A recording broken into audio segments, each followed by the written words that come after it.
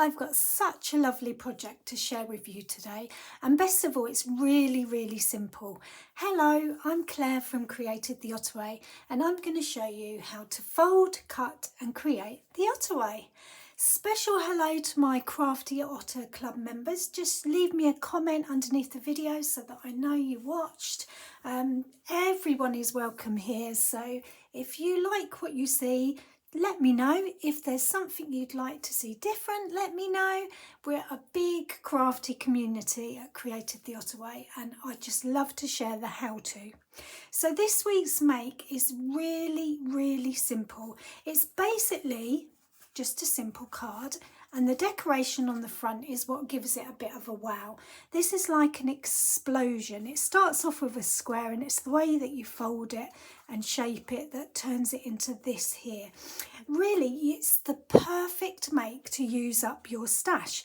So all of those flower dies that you've got, dig them out, shake them off and decide what you're going to do for this piece here. It's just a couple of layers of punched circles, and then I've just built the flower up on top of that. I've put it on some little sticky pads, dimensionals, that will just build it up. And that is it really. This one, oh my goodness, have you seen these? I'm doing this craft room reorganisation for my YouTube members, and I have been banging on about use what you've got, don't buy anything else you don't need to. And then lo and behold, look what I did. I went and brought these Spellbinders dies of Winnie the Pooh, but they're just so gorgeous. I'm an absolute fan of Winnie the Pooh, so I've used those on here. Look at him, isn't he just lovely? So the only other thing that I've done is I have added a layer of embossing, again because I'm trying to get you to use what you've already got in your stash. Go and explore your embossing folders. If you're anything like me, you've got a whole stack of them that you very rarely play with. So this has got two different ones. For the Winnie the Pooh one, because it feels a bit picnicky, I've done a basket weave, and for the floral one I've done this starburst flower one from Stampin' Up. I think it was actually free in the celebration. So yeah, I'd love to see your versions of this card, so please do share a photo with me. You can get in touch with me via the comments underneath this video, or you can find me on social media and share a photo. I'm on Facebook and Instagram and a bit of Pinterest, and if all else fails, you can email me at createdtheottaway@gmail.com. I nearly said my website then. Yeah, so shall we create? As I say, it's really simple. What I'm going to do today is I'm going to show you how to do the card and this design bit, and then probably because of time I will leave you to go and fill this bit in yourselves. So don't forget to share your makes. How do we do that? I've explained to you. This is the sizes that you need. Nothing to this card at all. It looks like it uses lots of different paper, and actually it just uses one square of designer series paper, and that's it. So lots and lots of way to use this card for so many different occasions. I run a 10 card a month Christmas card challenge as well, so if that's a little bit of you, this card is perfect for that. Use up the stash that you've already got, and then by the time Christmas comes around you can make all your exciting Christmas makes because you'll have loads of time for it. I've called it a basic explosion card. I'm sure it has been around a long while, but this is just my version of it. So you want a basic card. I've put the sizes there in centimetres and inches, and then the front panel is just this back panel here. So basically whatever size card you've got, just make a panel that will fit within that. And then the designer series paper is the 4x4 piece on the front. So this bit, it's actually a square, you can see, 4x4, and the square that's behind it is a 3x3. Okay, and it's as simple as that. So wherever you are in the world, you can resize this to suit your needs. I did think about doing a card this way round as well, because I think that would look really nice. I was going to do a full length Winnie the Pooh at the side, but this sort of got in the way, so I decided not to in the end. But you could have a little play with it, and yeah, just come up with all sorts of ideas. So that's it really. Screenshot that and you can have the sizes for later. I do decorate the inside. So for the inside I've done this lovely shaped die from Stampin' Up, and I've just added a bit of paper from the front just because I've used a 6x6 piece and there's loads left over obviously, so I've used a bit along there and it just ties the whole card in. And I'll also put a piece on the envelope just so it really looks well thought through. It just takes your card making up a notch, and when you're gifting it to somebody you just want to make it really special, don't you? So we don't need those. I do need my paper trimmer. Oh, can you hear the hesitation in my voice? Yeah, I've got it. Don't panic. Panic is over. So I'm going to use, I'm in the UK, like I said, so I'm using an A4 sheet of card. I've coordinated it with the paper that I'm going to use. So this is Stampin' Up. This is really old retired paper, but I'm determined to use my stash up. So this is Calypso Coral card. I never really fell in love with Calypso Coral, but it looks really lovely with this paper. So on the longer side, I'm going to cut my paper at 5 7/8, and that actually will give me 2 A4 cards, okay? So then I turn it round to the longer side and I score down the middle at 4.1. So make sure that cutting blade is out of the way, okay? So 4.1, fold it in half, that's your card. Easy as that. Look, it couldn't be simpler to make a handmade card. Look at that. Okay, so put that to one side. Now I need a piece for the front. So the piece that I've die cut for the front, you can see I've already embossed it, is slightly smaller. So it's 4.1, so I've done 4 inches, and it was 5.7/8, 5 7/8. I don't know why I hesitated then. 5 7/8. So I've done it 5 3/4, or did I do it 5 7/8? I think I did it 5 7/8, so I might have to chop a bit off. I did. Right, let's chop a bit off of that. Now the ideal thing is to cut it before you emboss it, because when I press down on this, it's gonna leave a mark on there. So I'm going to do it ever so lightly.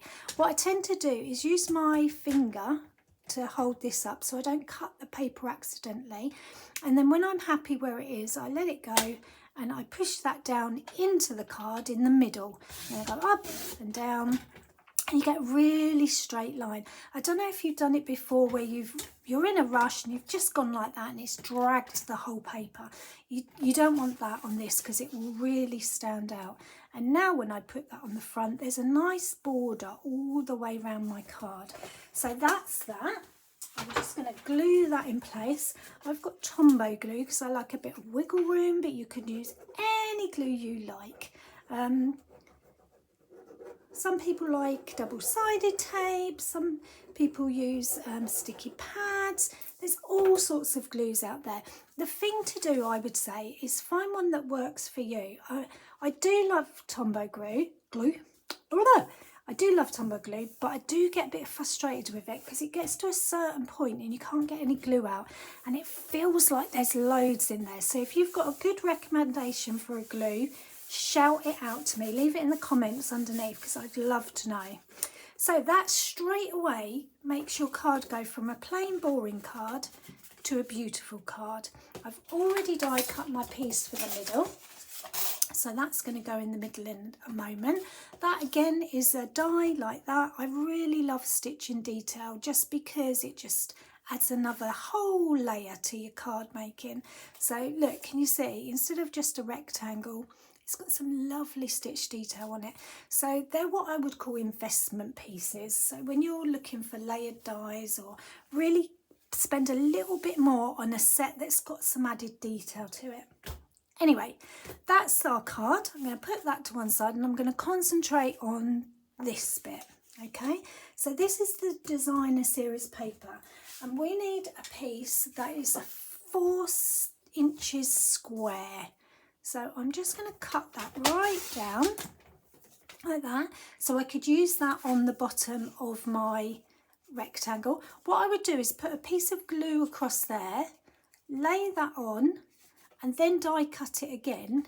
You can do that really easily. Once that's on there, you can lay that over and it will sort of slide into where it needs to go, and then you can die cut it. You could do it at an angle, that'd be quite nice as well. So really simple to add some detail, even though it's a shape. Obviously if it's just a rectangle you wouldn't need to do that. So I'm going to turn it round. Have I done that 4? Yeah, 4. So chatty, sorry. And I'm going to cut it again at 4 inches. So I've got a nice 4 inch by 4 inch square. Now the hardest bit now is just coming up. So take a breath, make sure you're all relaxed and calm. We're going to do a lot of marks. So I'm going to turn it over so that you can see it a bit more. And normally I would use a pencil. Will you be able to see a pencil? I'm not sure. Let's try it. And you can shout at me if you can't see. Okay, so I've got my pencil. What is the size that I need to do? I need to mark it at 1 1/4. So that's 3.2 centimetres. So 1 1/4. So I put my square up to where the scoring measurement is. Move it to 1 1/4. And then where my running line is, my cutting line, I just put a little mark there, okay, at 1 1/4. Then I need to do it again at 2, there, and again at 2 3/4. Right, let's see, can you see? There's 1, 2, 3 marks, okay, next to each other. I'm going to flip it that way and I'm going to do it all over again. So you guessed it, 1 1/4, 2, 2 3/4. Turn it around again, do 1 1/4, 2, 2 3/4.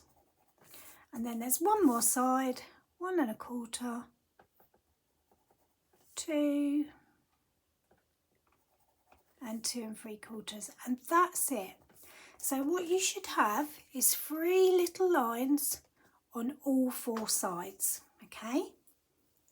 Next step, you're going to draw some lines or score lines. You do want them scored, so you can either jump straight to the scoring or you can do the pencil lines first. If you're going to do the pencil lines, you just need your pencil and ruler. If you're going to be brave like me, remember it's just a 4 by 4 inch of card.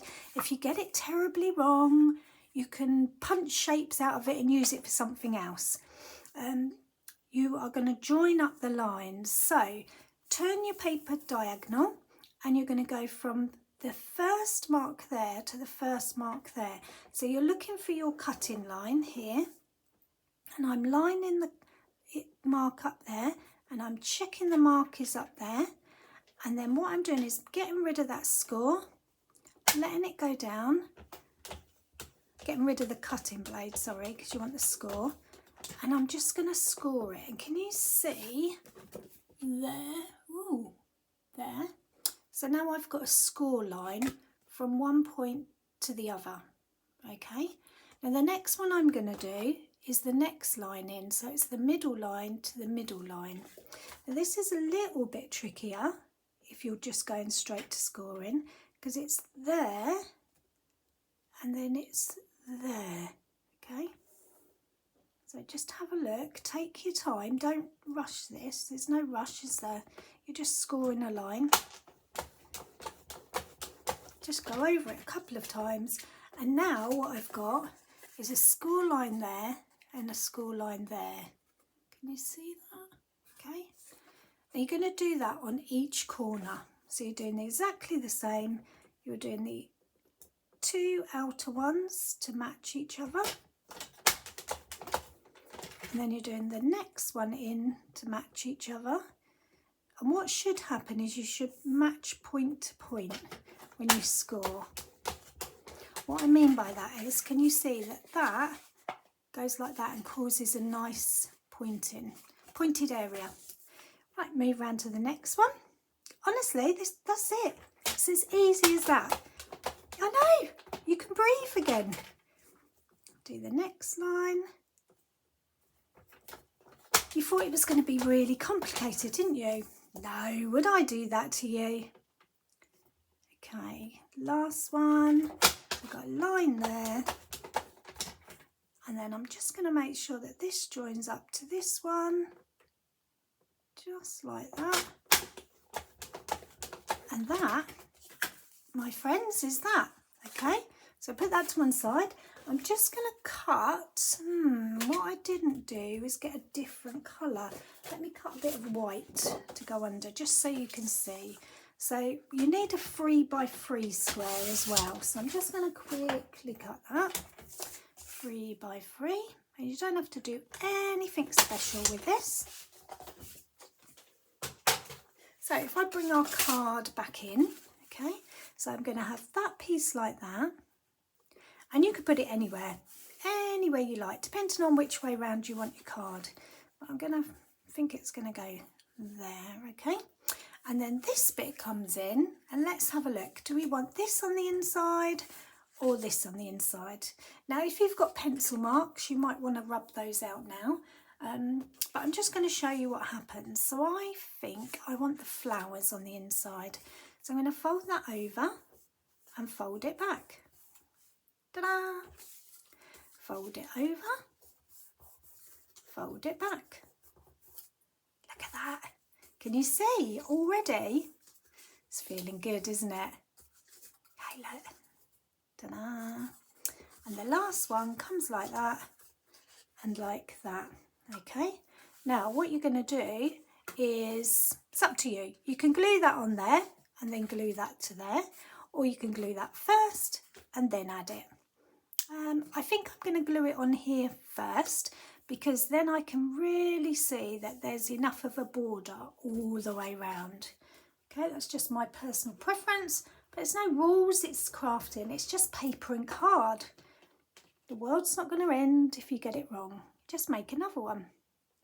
Okay, so that's there. So I think that looks about straight. I'm looking at it from an angle actually, so I'm hoping it is straight to you as well.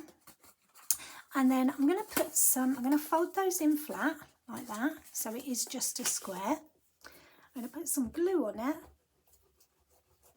like so. And then that's going to go on there. Now I am going to keep it folded in so I can make sure that I've got a nice border all the way around. Although it doesn't matter too much because you're going to see it like that. Okay. And that's your card. Ta-da! Now what did I use for the inside bit? I used this 1 3/4 inch shape for this, and I'm going to use a bit of this Calypso Coral, and I put them on with dimensionals. That's going to go in there. And then for the next layer I use a 1 1/2 inch. Oh, that was really loud, wasn't it? And that's going to go on there. That's my next layer, just on there. And again, I might put dimensionals on that. I'd have a little play around. And then somewhere here, I have got some pierced blooms dies. Let's see what's in there. I don't know that there's anything in there that will match at the minute. No, that's not the right colour. But you can see there's lots of different dies. There's some leaf bits. There's some flower bits. That's really nice colour actually with that. And that's white again. I don't think I've got very many flowers in there. I think they're all white. So I'm going to leave you with the how-to, and you can share with me how you finished it off, and I'd love to see. So if you've enjoyed watching this really quick and simple, easy craft along card, come back and watch me again soon. And if you'd like even more, come join the Crafty Otters Club. Thanks for watching. Happy crafting!